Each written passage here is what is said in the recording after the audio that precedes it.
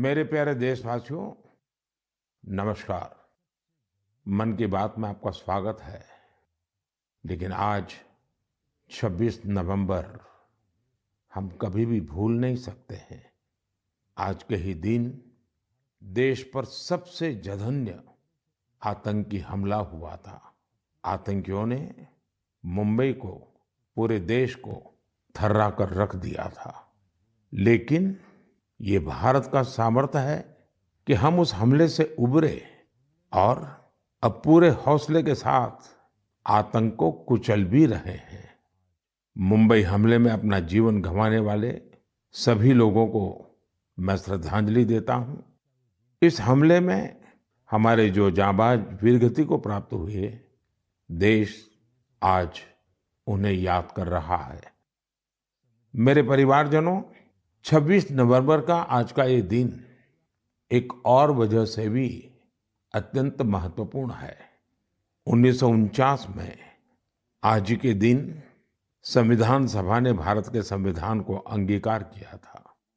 मुझे याद है, जब साल 2015 में हम बाबा साहब आम्बेडकर की 125वीं जन्म जयंती मना रहे थे, उसी समय ये विचार आया था कि 26 नवंबर को संविधान दिवस के तौर पर मनाया जाए। और तब से हर साल आज के इस दिन को हम संविधान दिवस के रूप में मनाते आ रहे हैं। मैं सभी देशवासियों को संविधान दिवस की बहुत बहुत शुभकामनाएं देता हूं और हम सब मिल करके नागरिकों के कर्तव्य को प्राथमिकता देते हुए विकसित भारत के संकल्प को जरूर पूरा करेंगे। साथियों, हम सभी जानते हैं कि संविधान के निर्माण में 2 वर्ष 11 महीने 18 दिन का समय लगा था। श्री सच्चिदानंद सिन्हा जी संविधान सभा के सबसे बुजुर्ग सदस्य थे। 60 से ज्यादा देशों के संविधान का अध्ययन और लंबी चर्चा के बाद हमारे संविधान का ड्राफ्ट तैयार हुआ था। ड्राफ्ट तैयार होने के बाद उसे अंतिम रूप देने से पहले उसमें 2000 से अधिक संशोधन फिर किए गए थे। 1950 में संविधान लागू होने के बाद भी अब तक कुल 106 बार संविधान संशोधन किया जा चुका है। समय, परिस्थिति, देश की आवश्यकता को देखते हुए अलग अलग सरकारों ने अलग अलग समय पर संशोधन किए। लेकिन ये भी दुर्भाग्य रहा कि संविधान का पहला संशोधन फ्रीडम ऑफ स्पीच और फ्रीडम ऑफ एक्सप्रेशन के अधिकारों में कटौती करने के लिए हुआ था। वहीं संविधान के 44वें संशोधन के माध्यम से इमरजेंसी के दौरान की गई गलतियों को सुधारा गया था। साथियों, ये भी बहुत प्रेरक है कि संविधान सभा के कुछ सदस्य मनोनीत किए गए थे, जिनमें से 15 महिलाएं थी। ऐसी एक सदस्य हंसा मेहता जी ने महिलाओं के अधिकार और न्याय की आवाज बुलंद की थी। उस दौर में भारत उन कुछ देशों में था जहां महिलाओं को संविधान से वोटिंग का अधिकार दिया।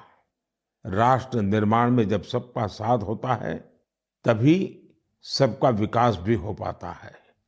मुझे संतोष है कि संविधान निर्माताओं के उसी दूरदृष्टि का पालन करते हुए अब भारत के संसद ने नारी शक्ति वंदन अधिनियम को पास किया है। नारी शक्ति वंदन अधिनियम हमारे लोकतंत्र की संकल्प शक्ति का उदाहरण है। ये विकसित भारत के हमारे संकल्प को गति देने के लिए भी उतना ही सहायक होगा। मेरे परिवारजनों, राष्ट्र निर्माण की कमान जब जनता जनार्दन संभाल लेती है, तो दुनिया की कोई भी ताकत उस देश को आगे बढ़ने से नहीं रोक पाती। आज भारत में भी स्पष्ट दिख रहा है कि कई परिवर्तनों का नेतृत्व देश की 140 करोड़ जनता ही कर रही है। इसका एक प्रत्यक्ष उदाहरण हमने त्योहारों के इस समय में देखा है। पिछले महीने मन की बात में मैंने वोकल फॉर लोकल यानी स्थानीय उत्पादों को खरीदने पर जोर दिया था। बीते कुछ दिनों के भीतर ही दिवाली, भैया दूज और छठ पर देश में 4 लाख करोड़ से ज्यादा का कारोबार हुआ है। और इस दौरान भारत में बने उत्पादों को खरीदने का जबरदस्त उत्साह लोगों में देखा गया।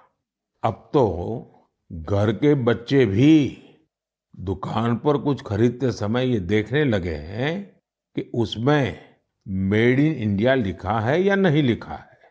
इतना ही नहीं, ऑनलाइन सामान खरीदते समय अब लोग कंट्री ऑफ ओरिजिन इसे भी देखना नहीं भूलते हैं। साथियों, जैसे स्वच्छ भारत अभियान की सफलता ही उसकी प्रेरणा बन रही है, वैसे ही वोकल फॉर लोकल की सफलता विकसित भारत, समृद्ध भारत के द्वार खोल रही है। वोकल फॉर लोकल का ये अभियान पूरे देश की अर्थव्यवस्था को मजबूती देता है। वोकल फॉर लोकल अभियान रोजगार की गारंटी है, ये विकास की गारंटी है, ये देश के संतुलित विकास की गारंटी है। इससे शहरी और ग्रामीण दोनों को समान अवसर मिलते हैं। इससे स्थानीय उत्पादों में वैल्यू एडिशन का भी मार्ग बनता है। और अगर कभी वैश्विक अर्थव्यवस्था में उतार चढ़ाव आता है, तो वोकल फॉर लोकल का मंत्र हमारी अर्थव्यवस्था को संरक्षित भी करता है। साथियों, भारतीय उत्पादों के प्रति ये भावना केवल त्योहारों तक सीमित नहीं रहनी चाहिए। अभी शादियों का मौसम भी शुरू हो चुका है।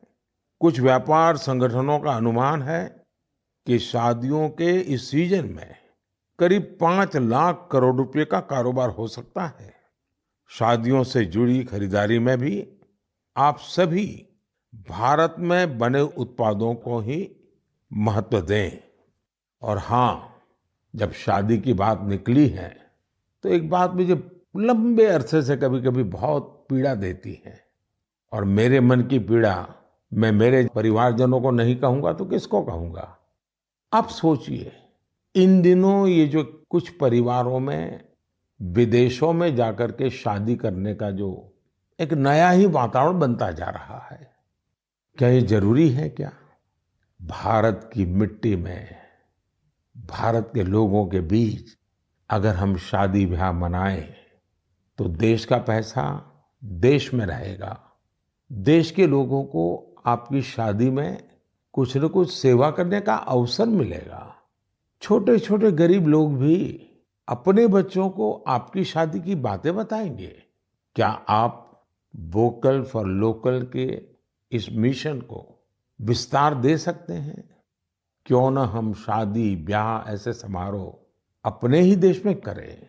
हो सकता है आपको चाहिए वैसी व्यवस्था आज नहीं होगी, लेकिन अगर हम इस प्रकार के आयोजन करेंगे तो व्यवस्थाएं भी विकसित होगी।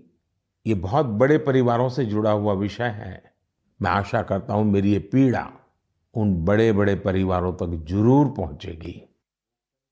मेरे परिवारजनों, त्योहारों के इस मौसम में एक और बड़ा ट्रेंड देखने को मिला है। ये लगातार दूसरा साल है जब दीपावली के अवसर में कैश देकर कुछ सामान खरीदने का प्रचलन धीरे धीरे कम होता जा रहा है। यानी अब लोग ज्यादा से ज्यादा डिजिटल पेमेंट कर रहे हैं। ये भी बहुत उत्साह बढ़ाने वाला है। आप एक और काम कर सकते हैं। आप तय करिए कि 1 महीने तक आप यूपीआई से या किसी डिजिटल माध्यम से ही पेमेंट करेंगे, कैश पेमेंट नहीं करेंगे। भारत में डिजिटल क्रांति की सफलता ने इसे बिल्कुल संभव बना दिया है।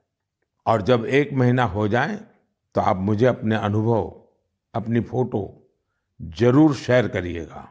मैं अभी से आपको एडवांस में अपनी शुभकामनाएं देता हूं। मेरे परिवारजनों, हमारे युवा साथियों ने देश को एक और बड़ी खुशखबरी दी है, जो हम सभी को गौरव से भर देने वाली है। इंटेलिजेंस, आइडिया और इनोवेशन आज भारतीय युवाओं की पहचान है। इसमें टेक्नोलॉजी के कॉम्बिनेशन से उनकी इंटेलेक्चुअल प्रॉपर्टीज में निरंतर बढ़ोतरी हो, ये अपने आप में देश के सामर्थ्य को बढ़ाने वाली महत्वपूर्ण प्रगति है। आपको ये जानकर अच्छा लगेगा कि 2022 में भारतीयों के पेटेंट आवेदन में 31% से ज्यादा की बढ़ोतरी हुई है। वर्ल्ड इंटेलेक्चुअल प्रॉपर्टी ऑर्गेनाइजेशन ने एक बड़ी ही दिलचस्प रिपोर्ट जारी की है। ये रिपोर्ट बताती है कि पेटेंट फाइल करने में सबसे आगे रहने वाले टॉप 10 देशों में भी ऐसा पहले कभी नहीं हुआ। इस शानदार उपलब्धि के लिए मैं अपने युवा साथियों को बहुत बहुत बधाई देता हूं। मैं अपने युवा मित्रों को विश्वास दिलाना चाहता हूं कि देश हर कदम पर आपके साथ है। सरकार ने जो प्रशासनिक और कानूनी सुधार किए हैं, उसके बाद आज हमारे युवा एक नई ऊर्जा के साथ बड़े पैमाने पर इनोवेशन के काम में जुटे हैं। 10 वर्ष पहले के आंकड़ों से तुलना करें तो आज हमारे पेटेंट को 10 गुना ज्यादा मंजूरी मिल रही है। हम सभी जानते हैं कि पेटेंट से न सिर्फ देश की इंटेलेक्चुअल प्रॉपर्टी बढ़ती है, बल्कि इससे नए नए अवसरों के भी द्वार खुलते हैं। इतना ही नहीं, ये हमारे स्टार्टअप्स की ताकत और क्षमता को भी बढ़ाते हैं। आज हमारे स्कूली बच्चों में भी इनोवेशन की भावना को बढ़ावा मिल रहा है। अटल टिंकरिंग लैब, अटल इनोवेशन मिशन, कॉलेजों में इंक्यूबेशन सेंटर्स, स्टार्टअप्स इंडिया अभियान, ऐसे निरंतर प्रयासों के नतीजे देशवासियों के सामने हैं। ये भी भारत की युवा शक्ति, भारत की इनोवेटिव पावर का प्रत्यक्ष उदाहरण है। इसी जोश के साथ आगे चलते हुए ही हम विकसित भारत के संकल्प को भी प्राप्त करके दिखाएंगे। और इसीलिए मैं बार बार कहता हूं, जय जवान, जय किसान, जय विज्ञान, जय अनुसंधान। मेरे प्यारे देशवासियों, आपको याद होगा कि कुछ समय पहले मन की बात में मैंने भारत में बड़ी संख्या में लगने वाले मेलों की चर्चा की थी। तब एक ऐसी प्रतियोगिता का भी विचार आया था जिसमें लोग मेलों से जुड़ी फोटो साझा करें। संस्कृति मंत्रालय ने इसी को लेकर मेला मोमेंट्स कॉन्टेस्ट का आयोजन किया था। आपको ये जानकर अच्छा लगेगा कि इसमें हजारों लोगों ने हिस्सा लिया और बहुत लोगों ने पुरस्कार भी जीते। कोलकाता के रहने वाले राजेश धर जी ने चरक मेला में गुब्बारे और खिलौने बेचने वाले की अद्भुत फोटो के लिए पुरस्कार जीता। ये मेला ग्रामीण बंगाल में काफी लोकप्रिय है। वाराणसी की होली को शोकेस करने के लिए अनुपम सिंह जी को मेला पोर्ट्रेट्स का पुरस्कार मिला। अरुण कुमार नलीमेला जी कुलसाई दशहरा से जुड़ा एक आकर्षक पहलू को दिखाने के लिए पुरस्कृत किए गए। वैसे ही पंढरपुर की भक्ति को दिखाने वाली फोटो सबसे ज्यादा पसंद की गई फोटो में शामिल रही, जिसे महाराष्ट्र के ही एक सज्जन श्रीमान राहुल जी ने भेजा था। इस प्रतियोगिता में बहुत सारी तस्वीरें मेलों के दौरान मिलने वाले स्थानीय व्यंजनों की भी थी। इसमें पुरुलिया के रहने वाले आलोक अविनाश जी की तस्वीर ने पुरस्कार जीता। उन्होंने एक मेले के दौरान बंगाल के ग्रामीण क्षेत्र के खान पान को दिखाया था। प्रणब बसाक जी की वो तस्वीर भी पुरस्कृत हुई जिसमें भगोरिया महोत्सव के दौरान महिलाएं कुल्फी का आनंद ले रही हैं। रुमेला जी ने छत्तीसगढ़ के जगदलपुर में एक गांव के मेले में भजिया का स्वाद लेती महिलाओं की फोटो भेजी थी। इसे भी पुरस्कृत किया गया। साथियों, मन की बात के माध्यम से आज हर गांव, हर स्कूल, हर पंचायत को ये आग्रह है कि निरंतर इस तरह की प्रतियोगिताओं का आयोजन करें। आजकल तो सोशल मीडिया की इतनी ताकत है, टेक्नोलॉजी और मोबाइल घर घर पहुंचे हुए हैं। आपके लोकल पर्व हो या प्रोडक्ट, उन्हें आप ऐसा करके भी ग्लोबल बना सकते हैं। साथियों, गांव-गांव में लगने वाले मेलों की तरह ही हमारे यहाँ विभिन्न नृत्यों की भी अपनी ही विरासत है।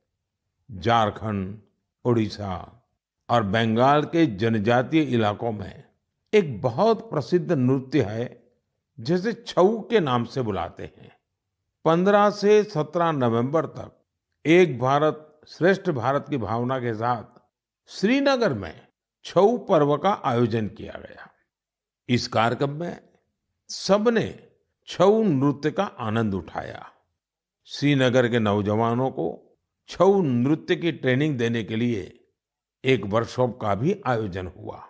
इसी प्रकार कुछ सप्ताह पहले ही कठुआ जिले में बसोहली उत्सव आयोजित किया गया। ये जगह जम्मू से 150 किलोमीटर दूर है।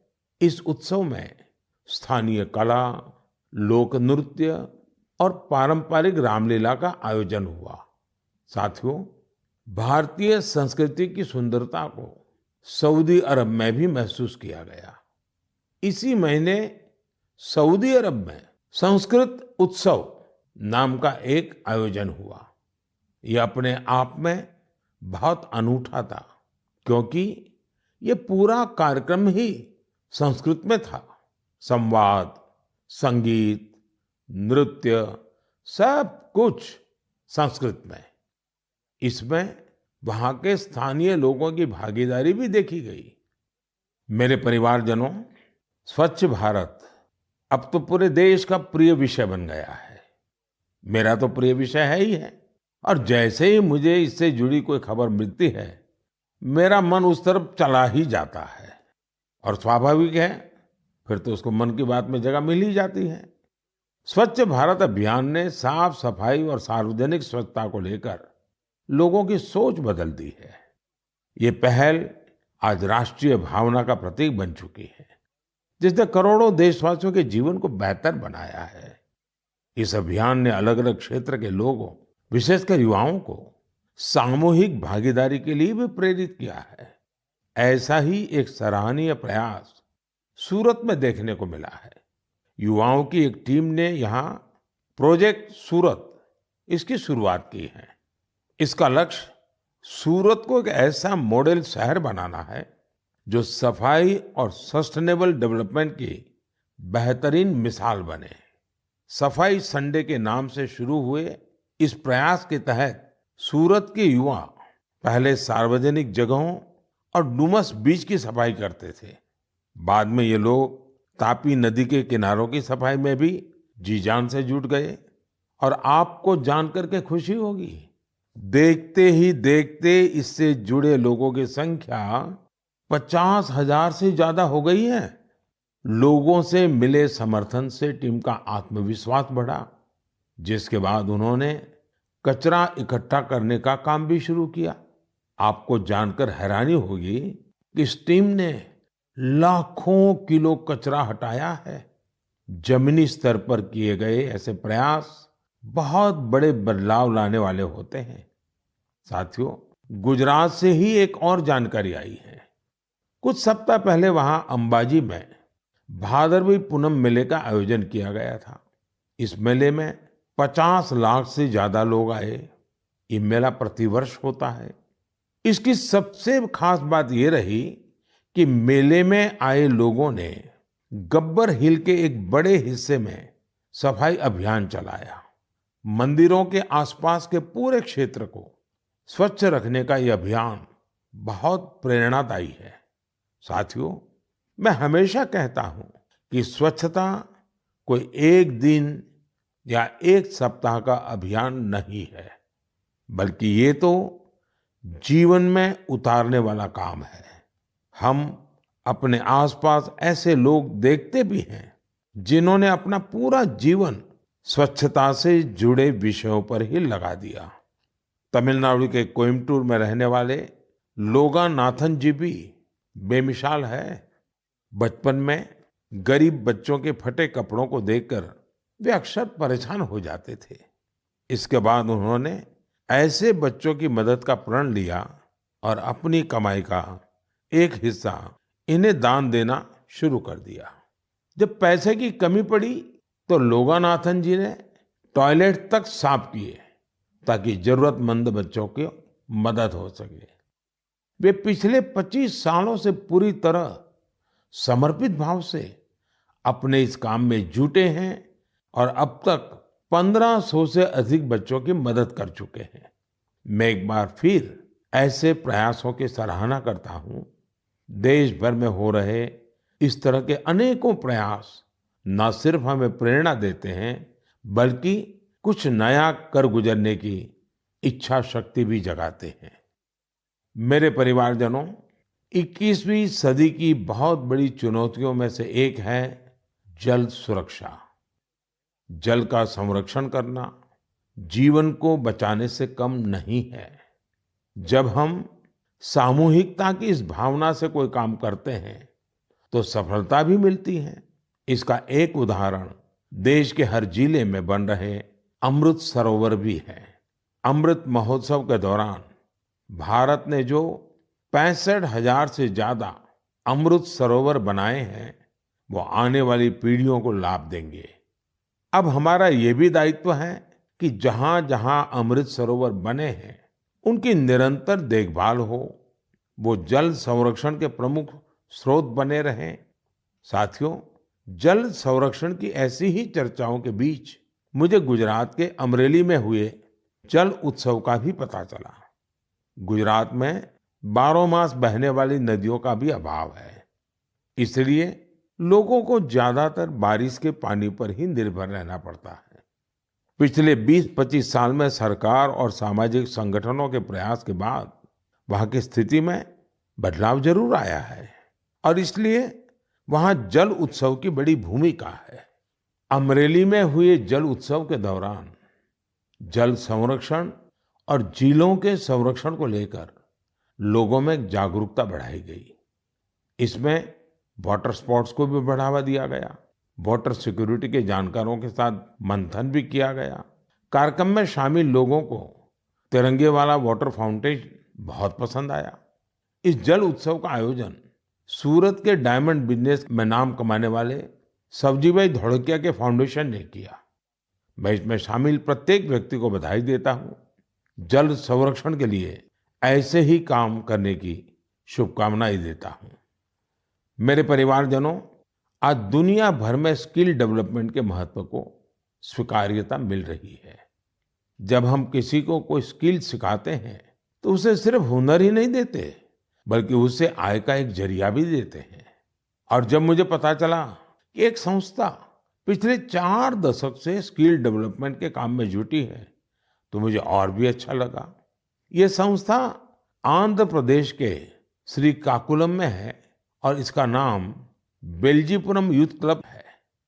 स्किल डेवलपमेंट पर फोकस कर बेल्जीपुरम यूथ क्लब ने करीब 7,000 महिलाओं को सशक्त बनाया है। इनमें से अधिकांश महिलाएं आज अपने दम पर अपना कुछ काम कर रही है। इस संस्था ने बाल मजदूरी करने वाले बच्चों को भी कोई ना कोई हुनर सिखाकर उन्हें उस दुष्चक्र से बाहर निकालने में मदद की है। बेल्जीपुरम यूथ क्लब की टीम ने किसान उत्पाद संघ यानी एफपीओ से जुड़े किसानों को भी नई स्किल सिखाई, जिससे बड़ी संख्या में किसान सशक्त हुए हैं। स्वच्छता को लेकर भी यह यूथ क्लब गांव-गांव में जागरूकता फैला रहा है। इसने अनेक शौचालयों का निर्माण की भी मदद की है। मैं स्किल डेवलपमेंट के लिए इस संस्था से जुड़े सभी लोगों को बहुत बहुत बधाई देता हूं, उनकी सराहना करता हूं। आज देश के गांव-गांव में स्किल डेवलपमेंट के लिए ऐसे ही सामूहिक प्रयासों की आवश्यकता है। साथियों, जब किसी एक लक्ष्य के लिए सामूहिक प्रयास होता है तो सफलता की ऊंचाई भी और ज्यादा हो जाती है। मैं आप सभी से लद्दाख का एक प्रेरक उदाहरण साझा करना चाहता हूं। आपने पश्मीना शॉल के बारे में तो जरूर सुना होगा। पिछले कुछ समय से लद्दाखी पश्मीना की भी बहुत चर्चा हो रही है। लद्दाखी पश्मीना लुम्स ऑफ लद्दाख के नाम से दुनिया भर के बाजारों में पहुंच रहा है। आप ये जानकर हैरान रह जाएंगे कि इसे तैयार करने में 15 गांवों की 450 से अधिक महिलाएं शामिल हैं। पहले वे अपने उत्पाद वहां आने वाले पर्यटकों को ही बेचती थी, लेकिन अब डिजिटल भारत के इस दौर में उनकी बनाई चीजें देश दुनिया के अलग अलग बाजारों में पहुंचने लगी हैं। यानी हमारा लोकल अब ग्लोबल हो रहा है और इससे इन महिलाओं की कमाई भी बढ़ी है। साथियों, नारी शक्ति की ऐसी सफलताएं देश के कोने कोने में मौजूद है। जरूरत ऐसी बातों को ज्यादा से ज्यादा सामने लाने की है और ये बताने के लिए मन की बात से बेहतर और क्या होगा। तो आप भी ऐसे उदाहरणों को मेरे साथ ज्यादा से ज्यादा शेयर करें। मैं भी पूरा प्रयास करूंगा कि उन्हें आपके बीच ला सकूं। मेरे परिवारजनों, मन की बात में हम ऐसे सामूहिक प्रयासों की चर्चा करते रहे हैं जिनसे समाज में बड़े बड़े बदलाव आए हैं। मन की बात की एक और उपलब्धि ये भी है कि इसने घर घर में रेडियो को और अधिक लोकप्रिय बना दिया है। माय गॉव पर मुझे उत्तर प्रदेश में अमरोहा के राम सिंह बौद्ध जी का एक पत्र मिला है। राम सिंह जी पिछले कई दशकों से रेडियो संग्रह करने के काम में जुटे हैं। उनका कहना है कि मन की बात के बाद से उनके रेडियो म्यूजियम के प्रति लोगों की उत्सुकता और बढ़ गई है। ऐसे ही मन की बात से प्रेरित होकर अहमदाबाद के पास तीर्थ धाम प्रेरणा तीर्थ ने एक दिलचस्प प्रदर्शनी लगाई है। इसमें देश विदेश के 100 से ज्यादा एंटीक रेडियो रखे गए हैं। यहाँ मन की बात के अब तक के सारे एपिसोड्स को सुना जा सकता है। कई और उदाहरण हैं जिनसे पता चलता है कि कैसे लोगों ने मन की बात से प्रेरित होकर अपना खुद का काम शुरू किया। ऐसा ही एक उदाहरण कर्नाटक के चामराजनगर की वर्षा जी का है, जिन्हें मन की बात ने अपने पैरों पर खड़ा होने के लिए प्रेरित किया। इस कार्यक्रम के एक एपिसोड से प्रेरित होकर उन्होंने केले से जैविक खाद बनाने का काम शुरू किया। प्रकृति से बहुत लगाव रखने वाली वर्षा जी की ये पहल दूसरे लोगों के लिए भी रोजगार के मौके लेकर आई है। मेरे परिवारजनों, कल 27 नवंबर को कार्तिक पूर्णिमा का पर्व है। इसी दिन देव दीपावली भी मनाई जाती है और मेरा तो मन रहता है कि मैं काशी की देव दीपावली जरूर देखूं। इस बार मैं काशी तो नहीं जा पा रहा हूं, लेकिन मन की बात के माध्यम से बनारस के लोगों को अपनी शुभकामनाएं जरूर भेज रहा हूं। इस बार भी काशी के घाटों पर लाखों दिए जलाए जाएंगे, भव्य आरती होगी, लेजर शो होगा। लाखों की संख्या में देश विदेश से आए लोग देव दीपावली का आनंद लेंगे। साथियों, कल पूर्णिमा के दिन ही गुरु नानक देव जी का भी प्रकाश पर्व है। गुरु नानक जी के अनमोल संदेश भारत ही नहीं, दुनिया भर के लिए आज भी प्रेरक और प्रासंगिक है। यह हमें सादगी, सद्भाव और दूसरों के प्रति समर्पित होने के लिए प्रेरित करते हैं। गुरु नानक देव जी ने सेवा भावना, सेवा कार्यों की जो सीख दी, उसका पालन हमारे सिख भाई बहन पूरे विश्व में करते नजर आते हैं। मैं मन की बात के सभी श्रोताओं को गुरु नानक देव जी के प्रकाश पर्व की बहुत बहुत शुभकामनाएं देता हूं। मेरे परिवारजनों, मन की बात में इस बार मेरे साथ इतना ही। देखते ही देखते 2023 समाप्ति की तरफ बढ़ रहा है और हर बार की तरह हम आप ये भी सोच रहे हैं कि अरे इतनी जल्दी ये साल बीत गया। लेकिन ये भी सच है कि ये साल भारत के लिए असीम उपलब्धियों वाला साल रहा है और भारत की उपलब्धियां हर भारतीय की उपलब्धि है। मुझे खुशी है कि मन की बात भारतीयों की ऐसी उपलब्धियों को सामने लाने का एक सशक्त माध्यम बना है। अगली बार देशवासियों की ढेर सारी सफलताओं पर फिर आपसे बात होगी। तब तक के लिए मुझे विदा दीजिए। बहुत बहुत धन्यवाद। नमस्कार।